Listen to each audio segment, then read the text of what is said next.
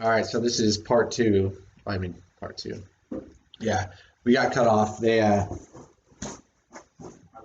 We almost got booted. We almost got booted again, but luckily Freddie kind of got it off for us.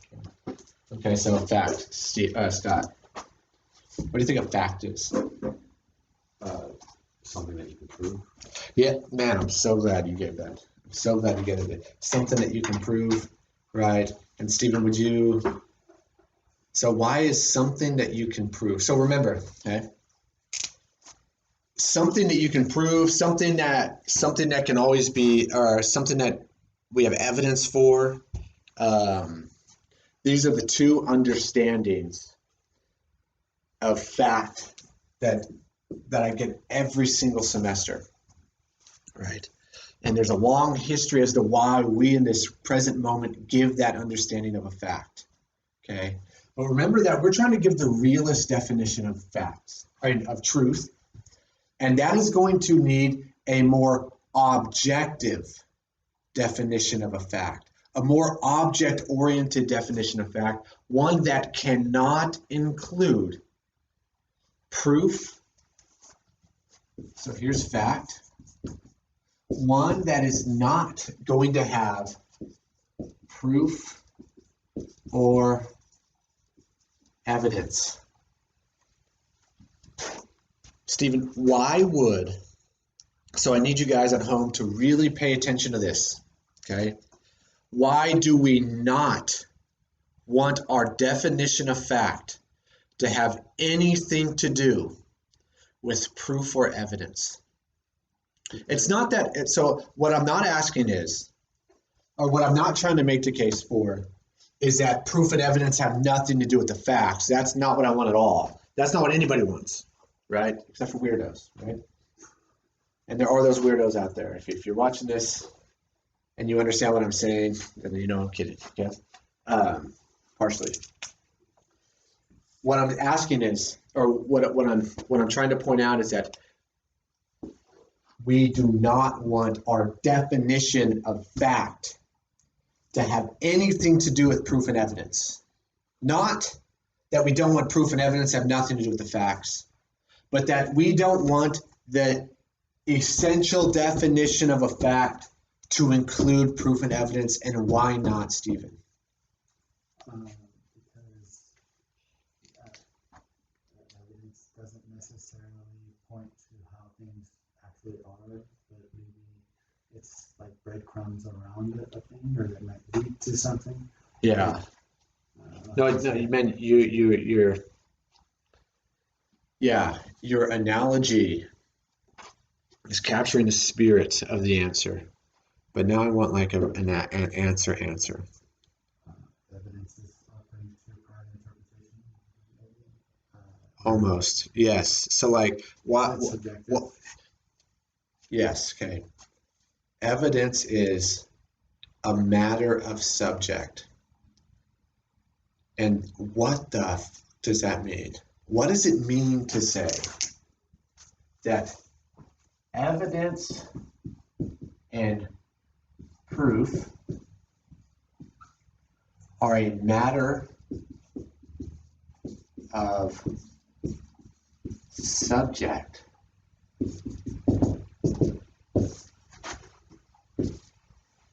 What does that mean?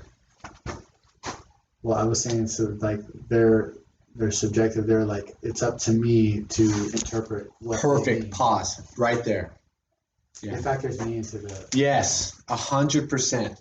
So proof and evidence takes place where? Right here, In the mind of in the mind. the viewer. If there were no minds, there'd be no more evidence gathering. There'd be no more formal proving, right? And so when we want to think about a real notion of truth, we're going to need a super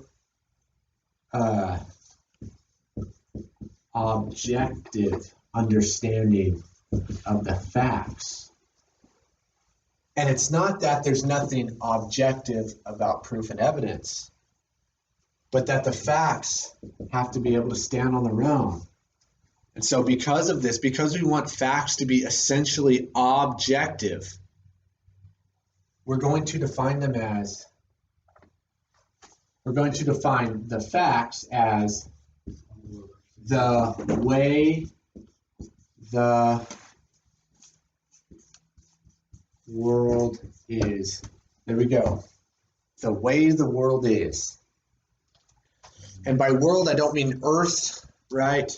I mean like anything that is spatially, and this next part's going to be really controversial, and temporally related to us.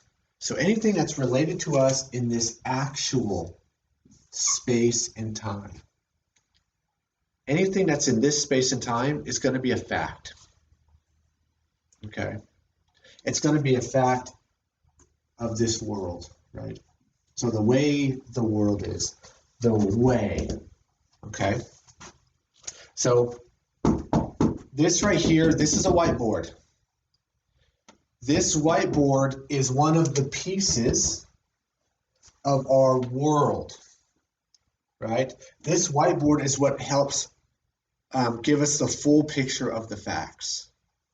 And it's an object, right? This is why we say that it's objective, because it's a thing that makes up the way things are. And that sounds like, oh, well, no shit, right? Why do I not want proof and evidence in this definition? What do you think? Why are proof and evidence not included in our definition of objects? Of facts. Because they shouldn't be necessary to determine how something actually is. It should be Right. Yeah. I should be able to walk up and look at it and go, that's how it is. It's white.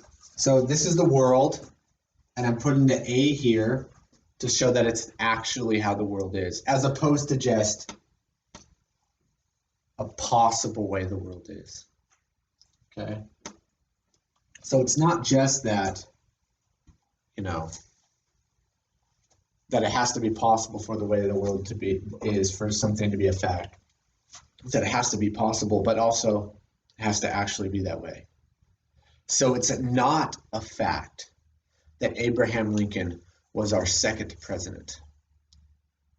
But it is a fact that Abraham Lincoln was our 16th president. Right? That's correct, right? Yes. Oh, thank God, right? Okay. I also don't know how to spell business, right? If you guys are looking for to know who your professors really are, right? That's a mess. Yeah. Okay. Thank you. Wednesday, right? Wednesday. Yeah. You're not alone. Okay. Yeah. One of those is a fact, but both of those are possible. But when we talk about the facts, we talk about what actually is. And I mean, even there's actually controversy about past facts being real facts, right? Maybe we'll talk about that if we have time in the next few minutes. Okay.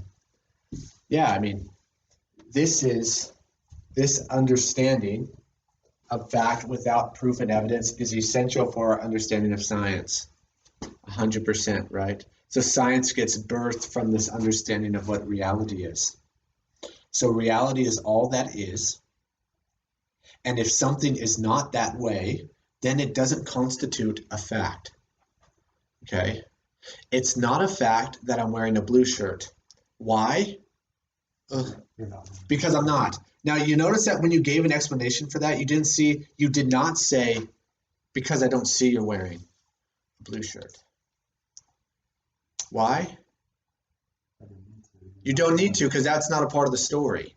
That may be a part of the story of how you know, but it's not a part of the story about what is. And so what I really like about the video I uploaded, which Scott watched a long time ago, I don't know if you noticed that's what I uploaded, right? When we talk about metaphysics, we talk about what is the case. And when we talk about epistemology, we talk about how we know about what all that is stuff is, right?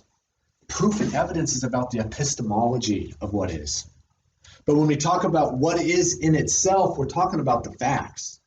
So when I talk about God, raise your hand if you think God exists, right? And if this were in person, I would see almost everyone raising their hand. I go, okay, raise your hand if you have that forensic evidence that God exists. And then most of the hands go down. There's always a couple like smart asses in the class that end up giving me argument about from evidence, right? But never actually give me the evidence directly. And I go, okay, so you guys don't have evidence, but you still think that it is the case, that God is a fact, that God is a member of this world, that there exists something, and that thing has the predicate of being God, right? You can even say necessarily, right? No, I don't want to accent it. Yeah, you think God exists, and that existence or non-existence is not dependent on the proof or the evidence. Its nature of a fact is whether or not it is, period. This is what we mean by objective. If it's an object of the world, so if God is an object of the world, if numbers are an object of the world, or if time or space are types of existing things in the world, if they have an existence in the world, then we say that they are factual. Okay? All right. I'm telling you right now, if in the midterm, this is not a threat, okay? So it's more of like a cautionary warning. Would you guys go to answer midterm questions in my intro class, okay? In my intro to philosophy class. If you start conflating the facts with evidence for the facts, that question's getting a 0. Okay. Evidence will not be worshipped here. It's going to be questioned, right? But the facts are either are or they aren't, and that's independent of what I think about them. Okay. So what about propositions? Propositions are going to be defined as statements that can be true or false. Statements that can be true or false. Okay, how much time do we have? 12 minutes. We have 12 minutes. Okay, so we're going to break this up. We're going to finish this in another. Oh, we're going to keep going now, but we're going to next time we meet, we're going to finish this topic. Yeah. So propositions are statements that can be true or false. So let me give us 3 different examples of utterances. So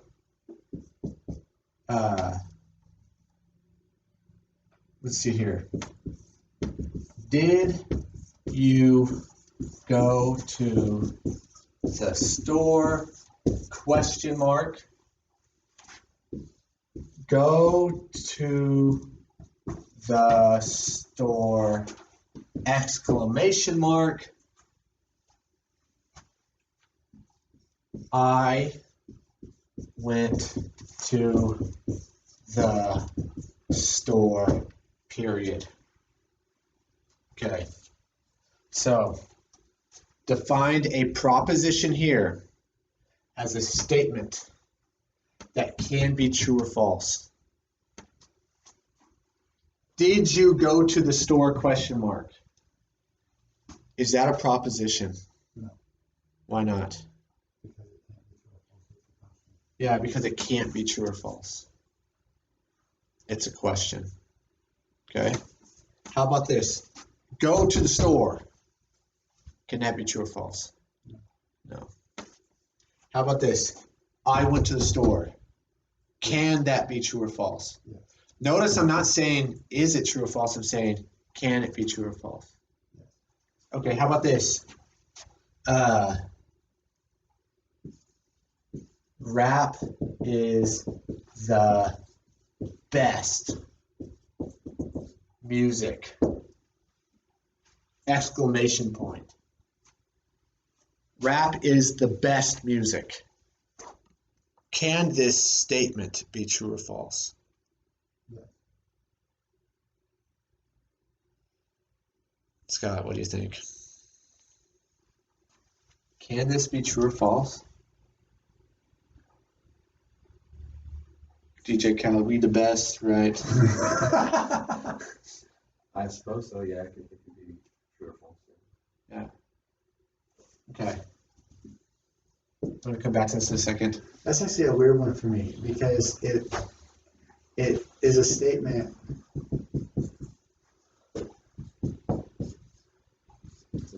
I want to say that it's not. But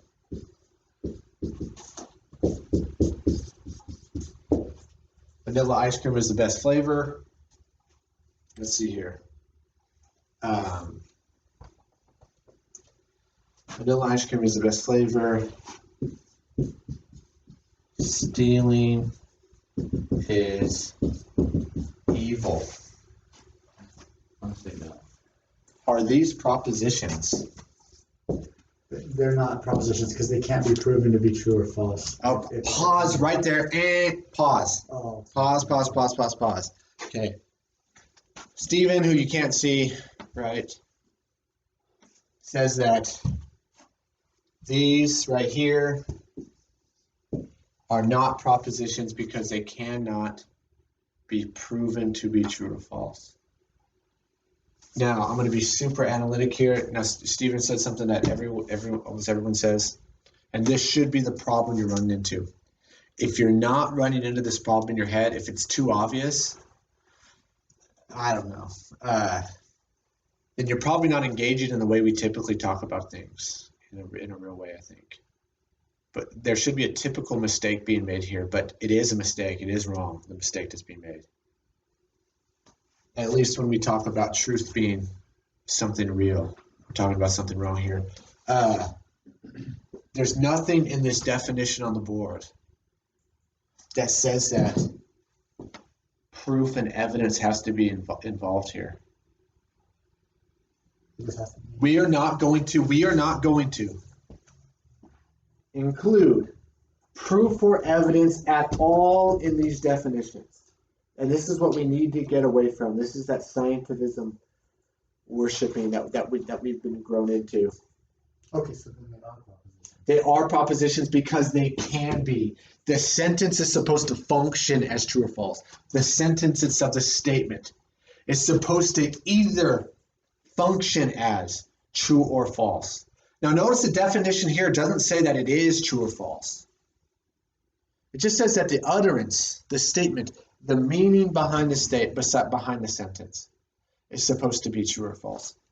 I mean, it's supposed to function as true or false. So let me give you some explanation of what I mean by functioning. Okay, let's look at these two other statements. We're going to think about our statements in terms of how they function and what it's going to mean to satisfy this function. So, did you go to the store? If I said true, did you go to the store? I said false. Or I said true, right? There'd be something not correct about this. Right. I would have to reinterpret what's being said in a way that would make sense of the answer. But the question itself is not true or false. The question itself is looking to be satisfied in some way. The function of your question is to do what? Questions look for answers. They look for information. True is not an answer. True is not information. And we're going to get to what true is in a second.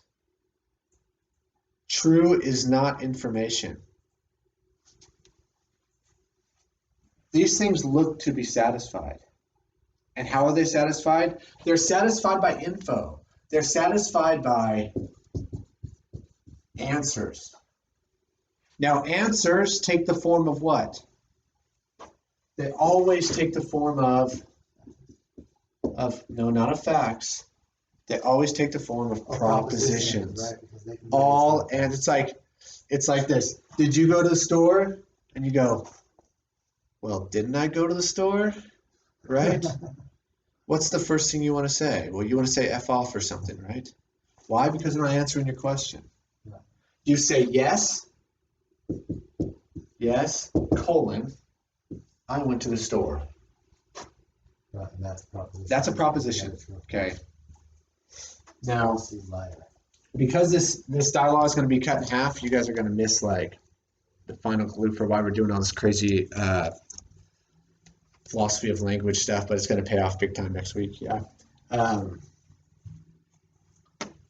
Yeah, these things, questions always aim to be satisfied through answers, and answers always take the form of propositions. Okay, now what about this? Go to the store. Is go to the store satisfied by the proposition, I went to the store? Or is it satisfied by me saying no? Or is it satisfied by me saying, okay? Is it satisfied? Well, if you're telling me to do something and then I give a response yes or no, well, yeah, it's because I didn't. It has some. I'm assuming the satisfaction that is requires interaction with. Yes, there we go. Yeah. Commands do not get satisfied by more language. They get satisfied by an actualizing. That's why we say actions.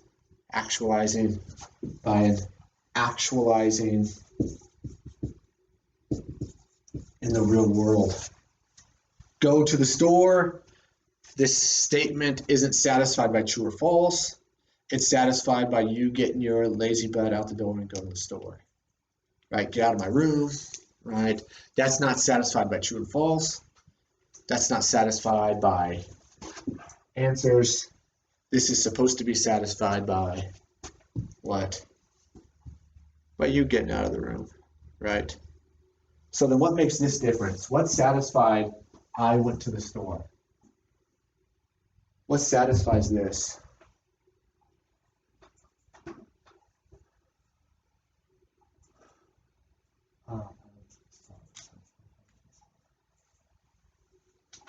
What satisfies I went to the store?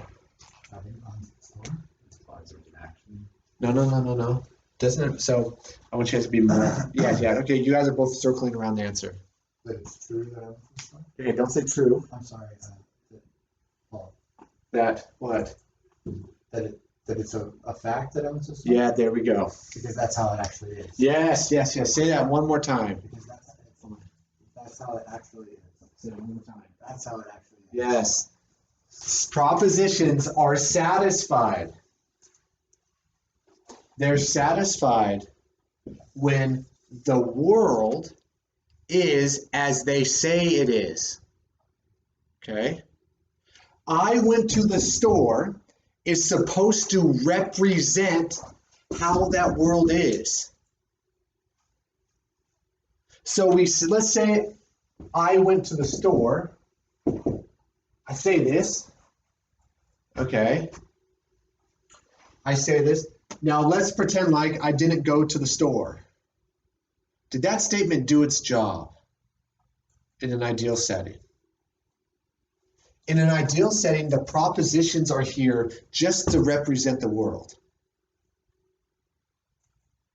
So when I say I went to the store, but I didn't, I just sat there and played Fortnite, right? That statement is then what? Yeah, we're going to call it false. We're going to say that this statement didn't do its job. This statement does its job. 2 more minutes, you said? Yeah. This statement does its job when the facts, or when it represents the facts as the facts are, really. Right? So this is much different than the exclamation point, and it's much different than the question mark. Right? It's commands and questions. They don't do what the propositions do. The propositions are supposed to represent reality in your mind. Okay? So, well, I shouldn't say in your mind. That's a screw up. Propositions get realized in the mind, but propositions are, well, this is complicated what propositions are, where they exist. Yeah, we could write a whole dissertation on this, right? This is a really serious problem. Yeah. So, truth. So propositions are statements that can be true and false. Facts are the way the world is. So this means that truth is going to be defined as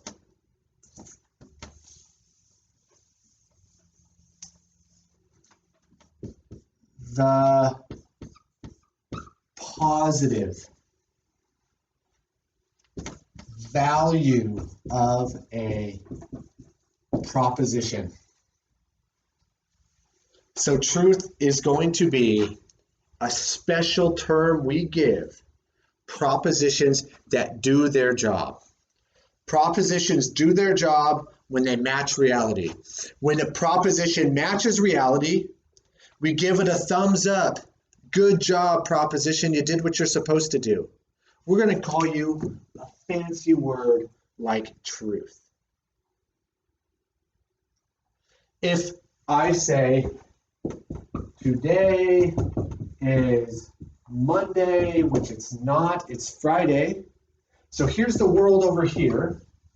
The world is actually Friday, not Monday, which means that this proposition is not doing its job correctly. It's supposed to represent the facts, but the facts aren't the way the proposition says it is. So we say, boo, proposition, you're not doing your job. You're not doing what you're meant to do. We call you false. This statement is false. And why is it false? It's not false because of evidence. It's not false because of proof. It's false because that's not how the facts are. And the moral of this story here is that truth is really just a sort of, truth is an evaluative word for statements that do what they're supposed to do. Okay, this is extremely significant. Okay, this is extremely significant. And if you don't understand this, as you continue on in your, super, oh shoot, I was freaking lost it, right? As you go forward into like the rest of your academic lives, right? If you guys don't really have an understanding of the difference between the language that you use and the things your language is describing, man, the chances you run into an academic publishing pitfall and not even realizing it, right? Man, it's almost a certainty, I think. Okay, we're going to continue this on Tuesday. We're going to get to belief and opinion, but we're also going to talk about why this is so significant. I'm going to leave you guys with one challenge. I want you to make sense of the world. I don't just mean imagine a world, not just have an image of the world, but I want you to make sense of the world without using your propositions. And then I want you to find a way to make sense of the world to others without propositions. I promise you, if you actually meet this challenge correctly, you won't be able to do it. And this is also going to be, really important for why we're doing this. We're going to talk about propositions, why we publish in language, right? Why we publish, all publications come packed in our language. We're going to talk about the sadness of feral children, and we're going to start talking a little bit about Aristotle. Yeah, so that's for Tuesday. All right, I will see you guys next week.